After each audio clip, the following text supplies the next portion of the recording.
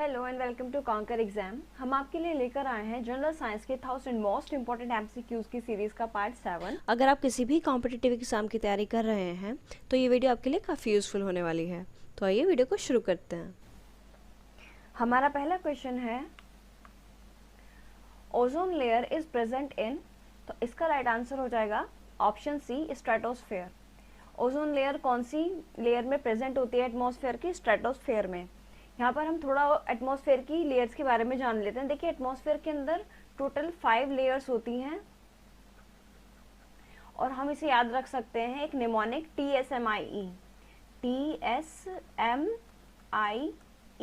यहाँ पर T से हो जाएगी ट्रोपोस्फेयर, S से हो जाएगी स्ट्रेटोस्फेयर, M से हो जाएगी मेसोस्फेयर, I से हो जाएगी आइनोस्फेयर और E से हो जाएगी exosphere.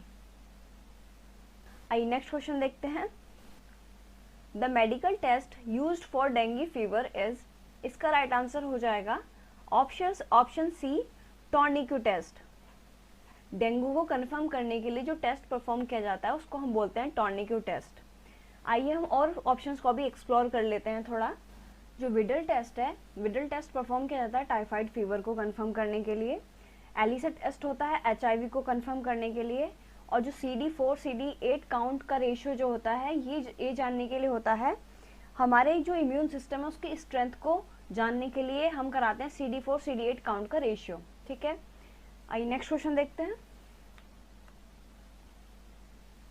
Opium is of which category medicine? Opium किस कैटेगरी की मेडिसिन है? तो इसका राइट आंसर हो जाएगा ऑप्शन ए, डिप्रेसेंट।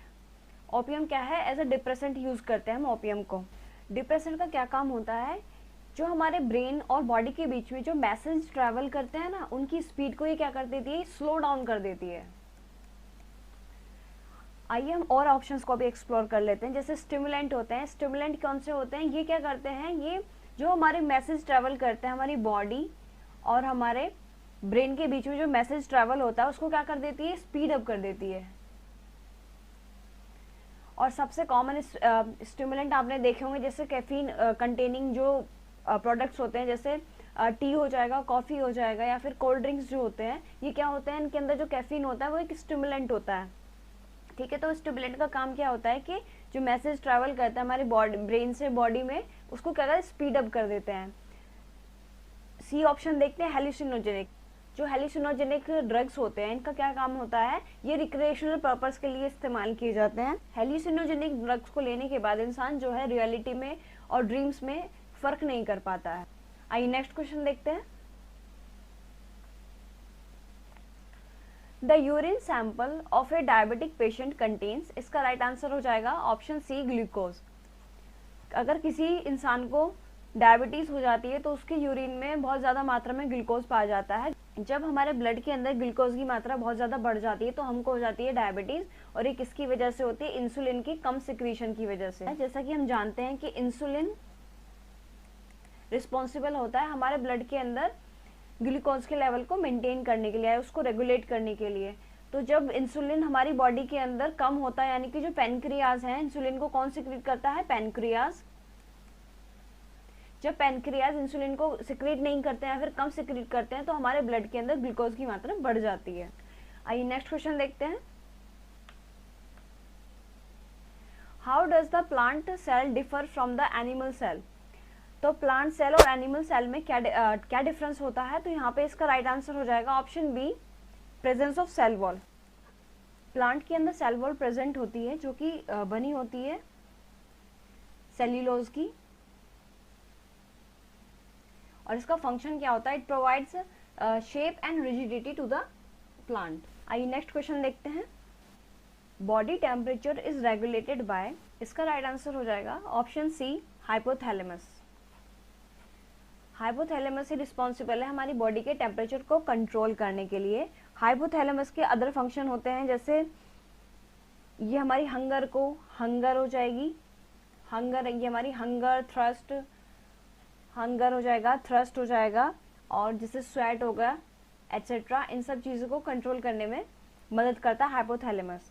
हम थोड़ा सा और ऑप्शंस को भी एक्सप्लोर कर लेते हैं। जैसे यहाँ पे मेडुला है, मेडुला का क्या फंक्शन है?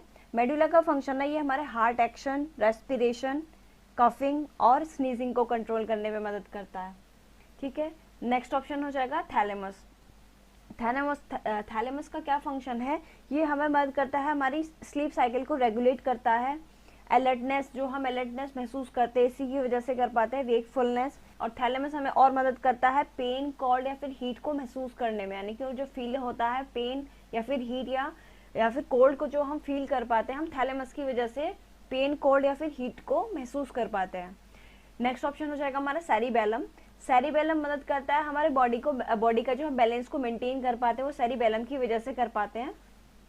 और जैसे हम अपनी बॉडी का मूवमेंट कर पाते हैं तो वो भी सेरिबेलम की वजह से कर पाते हैं। आई का मूवमेंट या फिर बॉडी का मूवमेंट सबके लिए रिस्पॉन्सिबल किसकी वजह से कर पाते हैं, हम सेरिबेलम की वजह से।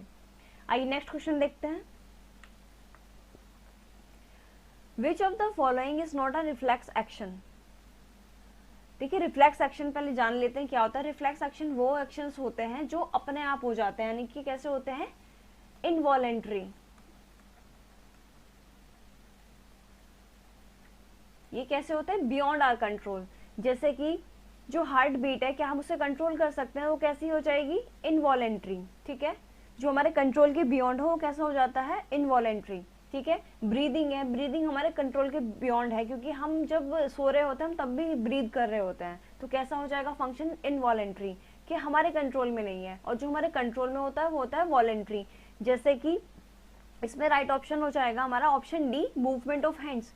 हम अपने हाथ को अपनी मर्जी से मूव कर सकते हैं, लेकिन ना ही हमारी ब्रीदिंग हमारे कंट्रोल में है, क्योंकि हम सोते वक्त भी ब्रीद कर रहे होते हैं। हार्ट पंपिंग, यानी कि जो हमारा हार्ट बीट करता है वो भी हमारे कंट्रोल के बियॉन्ड है, यानी कि एक इनवॉलेंट्री एक्शन हो गया। ठीक है, ये अपने आप होता है, अपने आप ही होता रहता है। सैलिवेशन, यानी कि किसी चीज को देख के हमारे मुंह से जो लार आती है उसको सैलिवेशन बोलते हैं, तो वो भी हमारे कंट्रोल के बियॉन्ड होता है। ठीक है, हम उसे कंट्रोल नहीं कर सकते, इसलिए कैसा हो जाएगा, एक इनवॉलेंट्री एक्शन। और जो इनवॉलेंट्री एक्शंस होते हैं उनको हम बोलते हैं रिफ्लेक्स एक्शंस। ठीक है, आइए नेक्स्ट क्वेश्चन देखते हैं। एनोस्मिया इज, एनोस्मिया का मतलब होता है जब हम स्मेल करने की जो सेंसर्स को लॉस कर दें तो उसको क्या बोलते हैं हम, एनोस्मिया। तो ऑप्शन बी इसका राइट आंसर हो जाएगा, loss of the sense of smell. ठीक है, जब स्मेल करने की सेंस को हम लूज कर दे तो उसको बोलते हैं हम एनोस्मिया। हम और ऑप्शंस को भी एक्सप्लोर कर लेते हैं, जैसे कि पहला ऑप्शन है loss of the sense of taste. अगर टेस्ट की हम सेंस को लॉस कर देते हैं तो उसको बोलते हैं एग्यूशिया। एग्यूशिया। दूसरा ऑप्शन है loss of the sense of touch. Loss of the sense of touch को हम बोलते हैं हाइपोएस्थीसिया।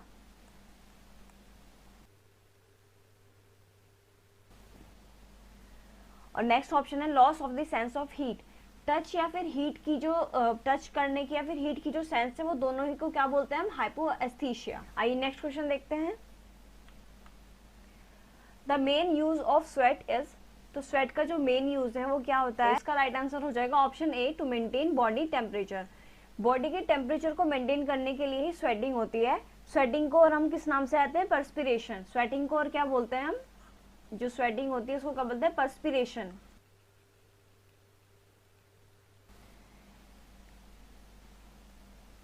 और ये हमें मदद करती है हमारी बॉडी के टेम्परेचर को कंट्रोल करने में। अगर हमें बहुत ज़्यादा हमारी बॉडी के अंदर हीट जनरेट होती है या फिर हम भागते हैं दौड़ते हैं तो बहुत ज़्यादा स्वेटिंग होती है, वो सिर्फ इसलिए होती है ताकि हमारा जो बॉडी का टेम्परेचर है उसको कम कर सके। आइए नेक्स्ट क्वेश्चन देखते हैं। The particle required to continue the chain process of uranium fission is, इसका राइट आंसर हो जाएगा ऑप्शन सी, न्यूट्रॉन।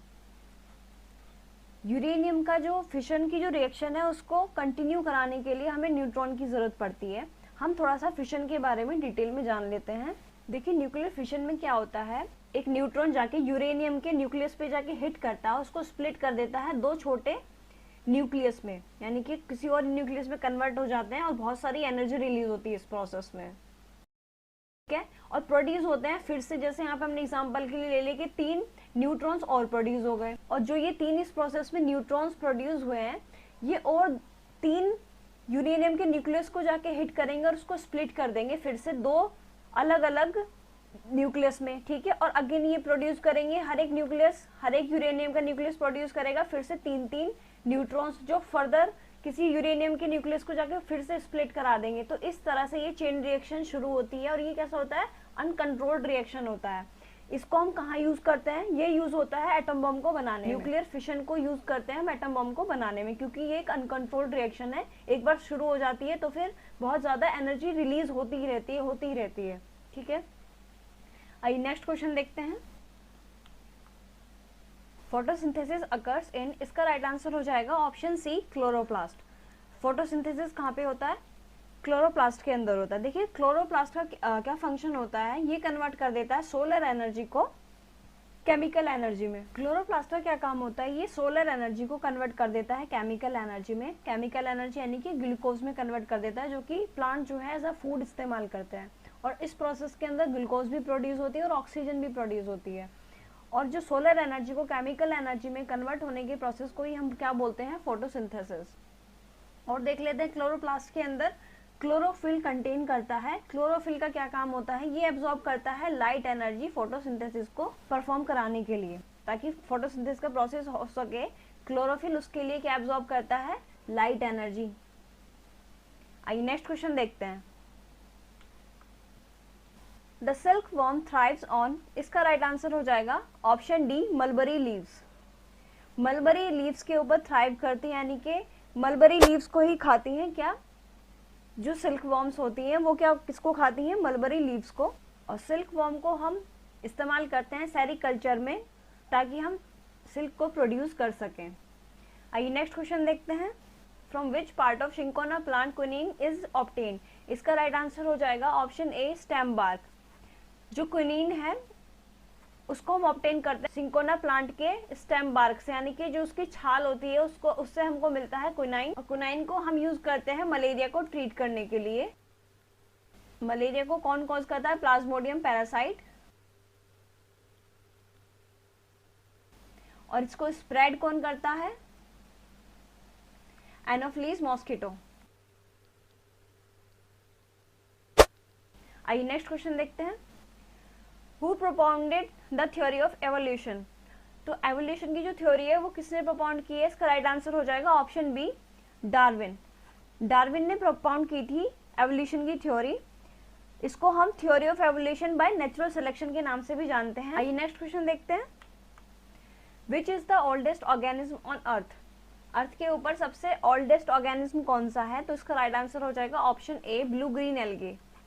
ब्लू ग्रीन एल्गे जो है ना अर्थ के ऊपर सबसे पुराना ऑर्गेनिज्म है।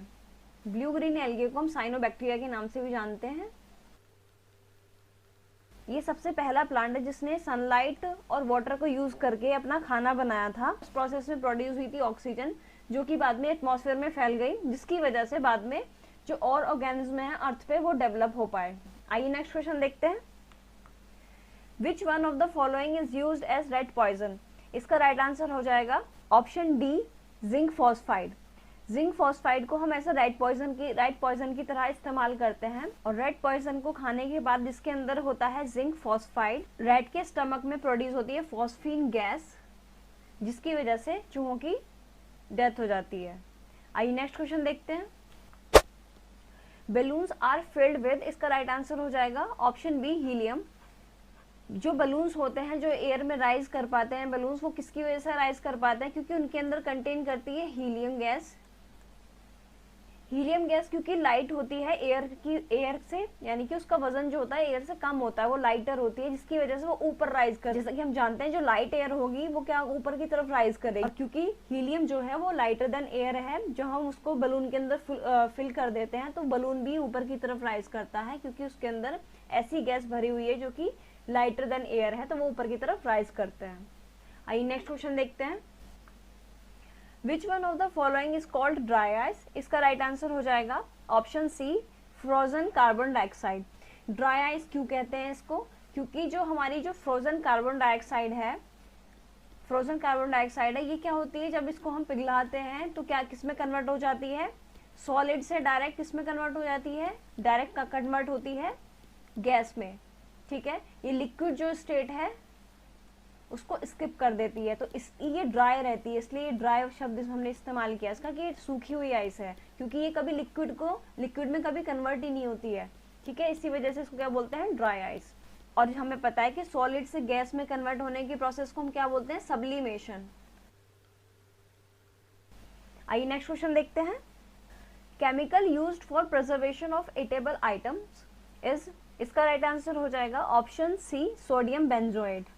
सोडियम बेंजोएट को हम as a food preservative use करते हैं, जैसे कि जैम्स हो गए, पिकल्स हो गए यानी कि अचार, जूसेस हो गए, कार्बोनेटेड ड्रिंक्स जैसे कोल्ड ड्रिंक्स वगैरह होती हैं, इन सब में किसको इस्तेमाल करते हैं हम as a preservative? Sodium benzoate का। आइए नेक्स्ट क्वेश्चन देखते हैं। Which one of the following pairs is not correctly matched? तो इसका राइट आंसर हो जाएगा ऑप्शन सी एसिटिक एसिड। जो कर्ड होती है उसके अंदर एसिटिक एसिड नहीं, उसके अंदर क्या होता है? लैक्टिक एसिड होता है। क्या होता है? एसिटिक एसिड नहीं होता है, लैक्टिक एसिड होता है कर्ड के अंदर। आइए नेक्स्ट क्वेश्चन देखते हैं। Which of the following is also known as wood sprit? इसका राइट आंसर हो जाएगा ऑप्शन ए मिथाइल अल्कोहल। मिथाइल अल्कोहल को हम क्या बोलते हैं? Would spirit. हम मिथाइल अल्कोहल भी बोल सकते हैं, इसको मेथनॉल भी बोलते हैं। इसको क्या बोलते हैं हम? Would spirit. आइए नेक्स्ट क्वेश्चन देखते हैं। Which one of the following acids is present in sour milk products? इसका राइट आंसर हो जाएगा option D lactic acid. Lactic acid present होता है सॉर मिल्क प्रोडक्ट्स में, जैसे कि कर्ड हो गया, ठीक है, या फिर कोई चीज हो गया, उसके अंदर जो खटास होती है वो किसकी वजह से होती है? लैक्टिक एसिड की वजह से। और लैक्टिक एसिड को प्रोड्यूस करने के लिए रिस्पॉन्सिबल होते हैं लैक्टिक एसिड बैक्टीरिया, ठीक है। लैक्टिक एसिड बैक्टीरिया जैसे कि लैक्टोबैसिलस, स्ट्रेप्टोकोकस, लैक्टोकोकस एटसेट्रा। तो ये सब बैक्टीरिया क्या होते हैं? लैक्टिक एसिड बैक्टीरिया होते हैं, और इनकी वजह से ही क्या होता है? लैक्टिक एसिड प्रोड्यूस होता है। क्योंकि जब ये बैक्टीरिया जो है लैक्टोज यानी कि जो मिल्क के अंदर जो शुगर प्रेजेंट होती है उसको कंज्यूम करते हैं, तो प्रोड्यूस करते हैं क्या? Lactic acid. और इस प्रोसेस को हम क्या बोलते हैं? फर्मेंटेशन। आइए नेक्स्ट क्वेश्चन देखते हैं। A man who doesn't know when to stop eating is suffering from, इसका राइट आंसर हो जाएगा ऑप्शन ए बुलिमिया। जब एक पर्सन को पता नहीं होता है कि उसको कब खाना बंद करना है, तो वो क्या होता है? उसकी वजह से ओवर ईटिंग हो जाती है, और ये जो डिसऑर्डर है इसको हम बोलते हैं बुलिमिया। और इसका जो कॉज है वो आज तक क्या है? अननोन है। इसको पता नहीं कि किस वजह से होता है, यानी कि जो बीमारी है, जो डिसऑर्डर है, इसका जो कॉज है वो आज तक अननोन है। आइए हम थोड़ा सा और ऑप्शंस को भी एक्सप्लोर कर लेते हैं। जैसे कि यहाँ पे डायबिटीज है, जैसे डायबिटीज है, डायबिटीज को क्या होता है? जब हमारे ब्लड के अंदर बहुत ज्यादा ग्लूकोज के लेवल हाई हो जाते हैं, उसको बोल देते हैं डायबिटीज। एनोरेक्सिया नर्वोसा क्या होता है? फियर ऑफ गेनिंग वेट, यानी कि वेट को गेन करने के फियर को हम क्या बोलते हैं? Anorexia nervosa. इसके अंदर क्या होता है कि जो पर्सन इस डिसऑर्डर से सफर कर रहा होता है वो बहुत ज्यादा कम खाना खाता है, जिसकी वजह से वो प्रॉपर वेट को भी नहीं मेंटेन कर पाता है, ठीक है। वो हमेशा अंडर वेट ही रहता है, क्योंकि उसे खाने से डर लगता है, फिर उसको वेट गेन करने से डर लगता है, ठीक है। फिर ऑप्शन डी हो जाएगा हाइपर एसिडिटी। हाइपर एसिडिटी को हम गैस्ट्राइटिस या फिर एसिड रिफ्लक्स के नाम से भी जानते हैं। इसमें क्या होता है कि इस कंडीशन में जो हाइपर एसिडिटी है, इस कंडीशन में जो हमारा स्टमक है बहुत ज्यादा एसिड्स को प्रोड्यूस करने लगता है, ठीक है। आइए नेक्स्ट क्वेश्चन देखते हैं। EEG shows the function of, इसका राइट आंसर हो जाएगा ऑप्शन बी ब्रेन। ब्रेन के फंक्शन को जानने के लिए हम क्या कराते हैं? EEG। और EEG की क्या फुल फॉर्म है? और EEG की फुल फॉर्म है इलेक्ट्रोएन्सेफेलोग्राम। ये यूजफुल होती है डायग्नोस करने के लिए, जैसे एपिलेप्सी हो जाती है उसको डायग्नोस करने के लिए रिस्पॉन्सिबल होती है EEG। आइए नेक्स्ट क्वेश्चन देखते हैं। What is the life span of WBC? इसका राइट आंसर हो जाएगा ऑप्शन बी 13 to 20 डेज होती है लाइफ स्पैन WBC। WBC का मतलब होता है व्हाइट ब्लड सेल्स। WBC का मतलब होता है व्हाइट ब्लड सेल्स, और इनकी जो लाइफ स्पैन होती है वो होती है 13 से लेके 20 डेज तक। व्हाइट ब्लड सेल को हम ल्यूकोसाइट्स के नाम से भी जानते हैं। This is the end of our video. अगर आपको वीडियो अच्छा लगा हो तो please like, share and subscribe, and thank you for watching.